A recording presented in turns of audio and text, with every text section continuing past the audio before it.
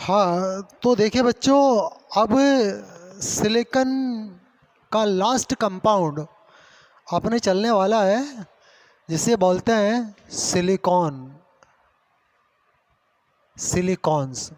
Basically ये silicon polymer है, ये सिलिकॉन पॉलीमर्स। पॉलीमर्स क्या होते हैं?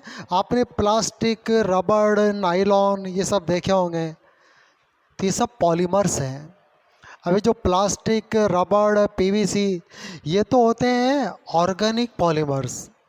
और इनमें क्या होता है कि कार्बन की चेन होती है, यानी कि कार्बन से कार्बन जुड़ कर के एक लंबी चेन बनाते हैं। और जिस कंपाउंड के मॉलिक्यूलर स्ट्रक्चर में इस तरह की चेन हो, वो तो होते हैं ऑर्गेनिक पॉलीमर्स। बट यदि इसकी जगह चेन कुछ इस तरह की हो, अब silicon oxygen, silicon oxygen, silicon oxygen,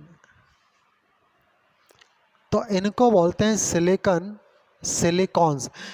एक सिंगल वर्ड में सिलिकॉन्स। और वैसे सिलिकॉन पॉलीमर्स, क्योंकि पॉलीमर्स ही होते हैं ये। इनकी फिजिकल प्रॉपर्टी बिल्कुल प्लास्टिक, रबड़ जैसी दिखती है, बट केमिकल प्रॉपर्टी बिल्कुल अलग होती है। अब देखो, जैसे कार्बन से कार्बन जुड़ जाते हैं, ऐसे सिलिकॉन से सिलिकॉन तो नहीं जुड़ पाते हैं। कारण क्या है? क्योंकि सिलिकॉन का एटॉमिक साइज बड़ा है। इसे silicon, silicon bond energy, bond strength कम होती है। कार्बन कार्बन बॉन्ड एनर्जी बहुत ज़्यादा होती है।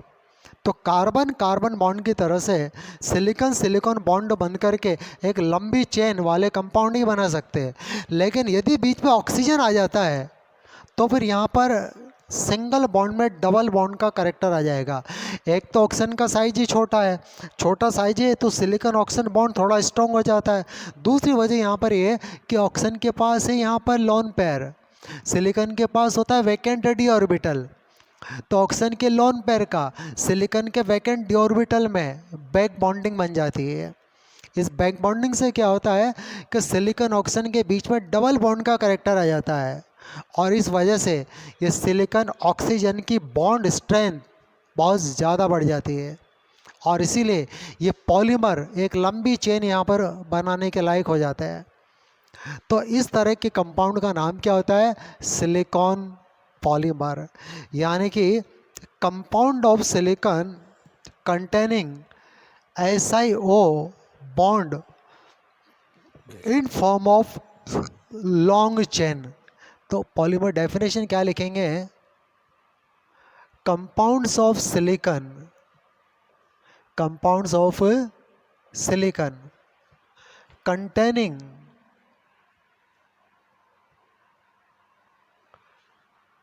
SiO bond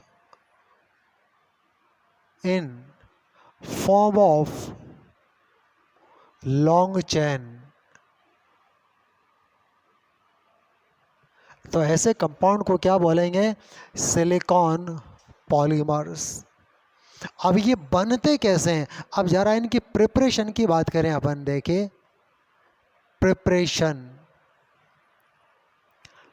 देखो इनको बनाते हैं क्लोरो एल्किल सिलेन के हाइड्रोलाइसिस से। ये बनते कैसे हैं? By hydrolysis of, hydrolysis of chloro alkyl silane. Chloro alkyl silane के हाइड्रोलाइसिस से ये प्रिपेयर किए जाते हैं। अच्छा, क्लोरो एल्किल सिलेन क्या है जरा देखिए। देखो सिलेन होता है SiH4, इसको बोलते हैं सिलेन। जैसे मीथेन होता है ना, ऐसे इसका नाम क्या है? सिलेन। अब क्लोरो एल्किल सिलेन, एक हाइड्रोजन की जगह लगा दो एल्किल, अब चार में से एक हाइड्रोजन खत्म, एल्किल आ गया, और बाकी तीन हाइड्रोजन जगह लगा दो तीन क्लोरो, तीन क्लोरीन है। तो नाम क्या होगा इसका? Try chloro. तीन क्लोरो है ना, तो ट्राई क्लोरो एल्किल सिलेन। नाम क्या हुआ? ट्राई क्लोरो एल्किल सिलेन। अच्छा, ये भी पॉसिबिलिटी है, एक हाइड्रोजन हो दो क्लोरीन ही हो, तब इसका नाम क्या होता है? डाइक्लोरो एल्किल सिलेन। डाइक्लोरो एल्किल सिलेन। ये भी पॉसिबिलिटी है कि इसमें एक ही क्लोरो हो, तो फिर नाम होगा मोनोक्लोरो एल्किल सिलेन। डाई की जगह क्या लगेगा? मोनो, बाकी पूरा नाम एक जैसा होगा, मोनोक्लोरो एल्किल सिलेन। इनमें से ये जो दो क्लोरोसिलेन है, एक तो ट्राइक्लोरो एल्किल सिलेन और एक डाइक्लोरो एल्किल सिलेन, इनके हाइड्रोलाइसिस से ऐसी लंबी चेन बनती है इस तरीके की, जो कंपाउंड बनेगा ना उसमें इस तरीके की चेन मौजूद होगी, और वो होंगे आपके सिलिकॉन पॉलीमर।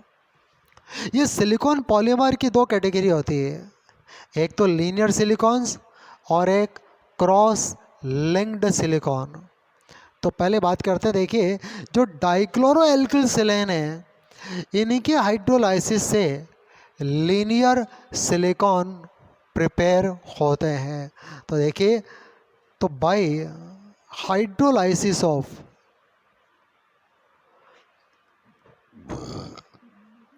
किसका hydrolysis? Dichlorosilane. Dichlorosilane by hydrolysis of dichlorosilane. Dichlorosilane का हाइड्रोलाइसिस क्या बनता है? Linear silane produce, linear silane produce होता है। कैसे होता है? चलो एक केमिकल रिएक्शन से समझते हैं। देखिए इधर, ये डाइक्लोरोसिलेन, इसका हाइड्रोलाइसिस क्या? वाटर के साथ, दो वाटर मॉलिक्यूल लेंगे तो दो क्लोरीन दो HCl के साथ हाँ दो हाइड्रोक्साइड आयन से रिप्लेस हो जाएंगे। वाटर से H, यहाँ से क्लोरीन HCl निकलेगा, और यहाँ पर क्या आएगा? HCl की जगह बॉन्ड की ज़रूरत नहीं है, SI, H की जगह H आएगा, क्लोरीन जाएगा OH, होल ट्वाइस। अब ये मॉलिक्यूल आपस में जुड़ के एक लंबी चेन बनाते हैं। कैसे लंबी चेन बनाते हैं? देखिए, इसको आप नोट कीजिए यहाँ तक, फिर आगे देखते हैं।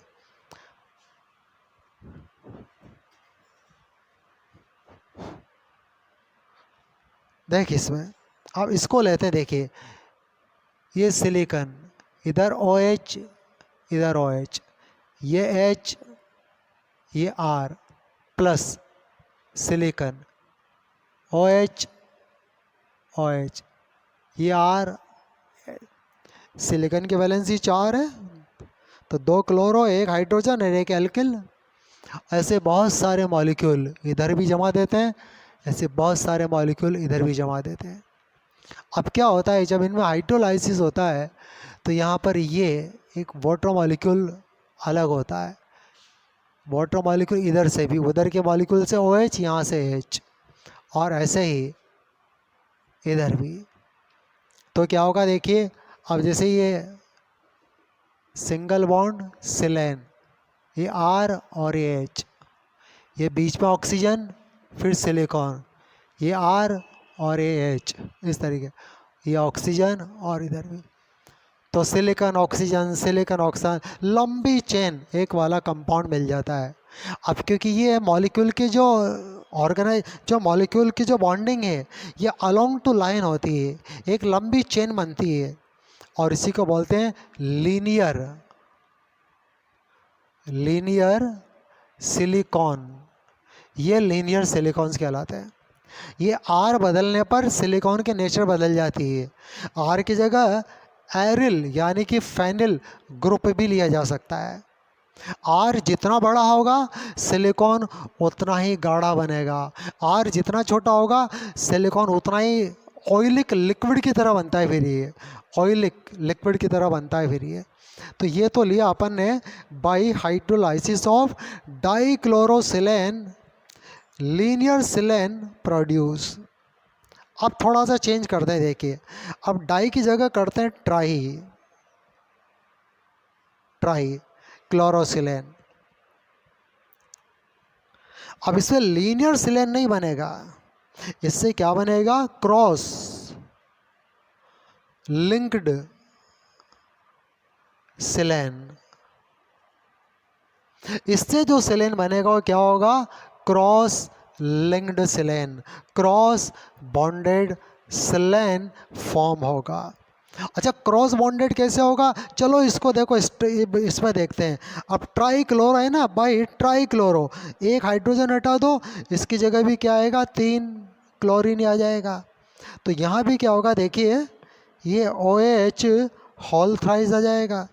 यहाँ वाटर के 3 मॉलिक्यूल लेने होंगे तो 3 HCl निकलेंगे। अब यहाँ H की जगह OH, यहाँ भी H की जगह OH। तो अब यहाँ पर क्या होता है, देखिए इसके अंदर जो बॉन्डिंग होती है अलोंग लाइन तो होती है, अलोंग लाइन के साथ साथ अब इसमें क्रॉस लिंक भी बनने शुरू हो जाए, क्योंकि यहाँ भी तो OH है ना, तो इसके पैरेलल एक लाइन और बन जाएगी, और ये OH नीचे के लाइन का OH मिलकर के एक वाटर मॉलिक्यूल और निकलना शुरू कर देते हैं, और ये यहाँ भी ये बनना शुरू हो जाती है। तब इसका नाम क्या होता है, क्रॉस लिंक्ड, क्रॉस बॉन्डेड, एक ही बात है, लिंक और बॉन्ड का मतलब एक ही होता है, क्रॉस बॉन्डेड सिलिकॉन्स। अब चूंकि इसमें लीनियर चेन के साथ साथ क्रॉस लिंक भी होते हैं, तो इसके मॉलिक्यूल का साइज बड़ा होता है, मॉलिक्यूलर मास बड़ा हो जाता है, और ये सॉलिड हो जाते हैं। ये कैसे हो जाता है, सॉलिड हो जाते हैं इस तरीके से। और ये आपके प्रिपरेशन है किसकी, सिलिकॉन की। चलो नोट कर लीजिए। प्रिपरेशन के बाद आप इनकी प्रॉपर्टीज, आप इनकी प्रॉपर्टीज को देखते देखिए। प्रॉपर्टी नंबर 1 देखो, ल्यूब्रिकेटिंग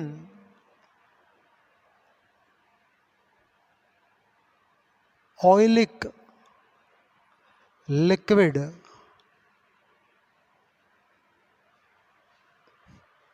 लिक्विड फॉर्म में ये ल्यूब्रिकेटिंग ऑयलिक लिक्विड होते हैं, स्टेबल एट हाई टेम्परेचर, ये हाई टेम्परेचर पर स्टेबल होते हैं, नॉन टॉक्सिक, इनमें टॉक्सिसिटी बिल्कुल नहीं होती, ये पूरी तरह कैसे होते हैं, नॉन टॉक्सिक होते हैं, बिल्कुल non toxic, water repellent,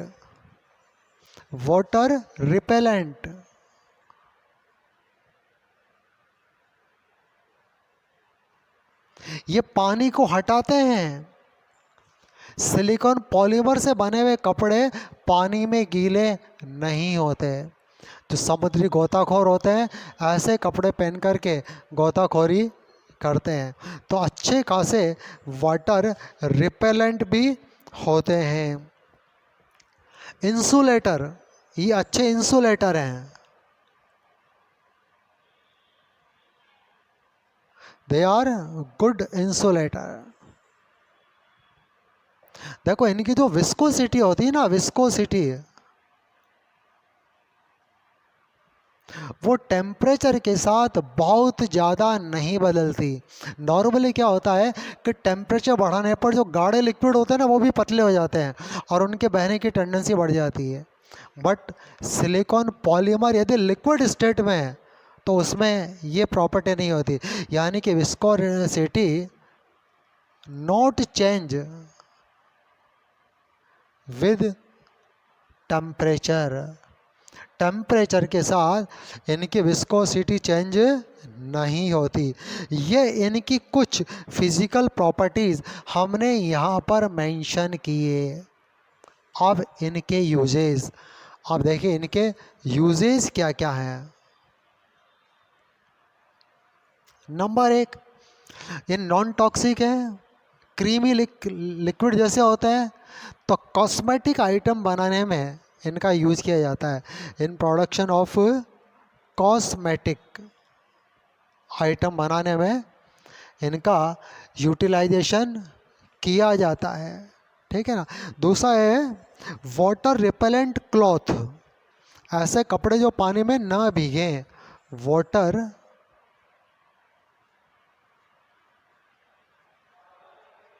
repellent cloth, पानी में ना भीगने वाले कपड़े बनाने में भी इसका यूटिलाइजेशन किया जाता है।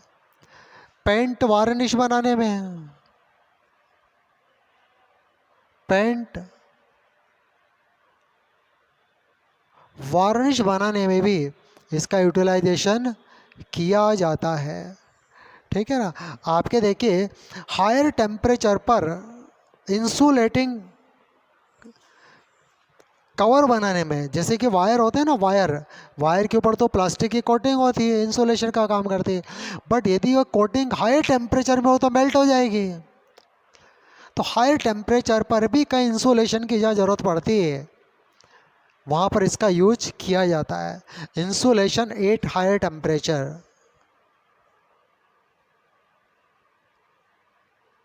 Insulation at high temperature, high temperature पर इंसुलेशन के लिए यूज होता है ना। फिर आर्टिफिशियल ऑर्गन्स, जो ह्यूमन ऑर्गन्स है, आर्टिफिशियल ऑर्गन्स बनाने में इसका यूज किया जाता है।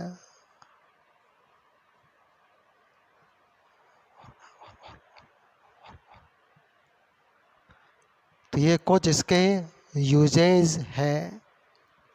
इसी के साथ आपके ये पी ब्लॉक चैप्टर फिनिश हो जाता है। इस पे जो डाउट्स हैं वो आप मुझसे डिस्कस करें। 11 का एक चैप्टर और बचा हुआ है, स्टेट ऑफ मैटर। ये चैप्टर 12 में भी है। देखो 3 फिजिकल स्टेट होती है, सॉलिड, लिक्विड और गैस। तो सॉलिड और लिक्विड ये दोनों स्टेट आपके 12th में बहुत डिटेल में है, गैस 11th में है। तो इस स्टेट ऑफ मैटर जो कि मैक्सिमम 3 दिन का चैप्टर है, मैक्सिमम 3 डेज बता रहा हूँ, वैसे तो 2 दिन में ख़त्म हो जाता है। इसको हम 12th के साथ ही लेने वाले हैं। 12th में पहले हम सॉलिड स्टेट पढ़ेंगे, फिर लिक्विड स्टेट पढ़ेंगे, और फिर 11th का बचा हुआ 3 दिन का टॉपिक गैसेस स्टेट। मतलब 3 दिन में तो क्वेश्चन भी ख़त्म हो जाएंगे इसके, ये पढ़ेंगे अपन। तो कल से मैं आपकी 12th की क्लास चालू करूँगा, सॉलिड स्टेट। आप 12th की शीट ले लीजिए, और शीट लेने के साथ इसके क्वेश्चन आप बोर्ड लेवल पर प्लस कॉम्पिटेटिव लेवल पर आप इसके क्वेश्चन की प्रिपरेशन स्टार्ट कर दीजिए। चलो ठीक है, आज की क्लास को फिनिश करते हैं यहीं पर ही।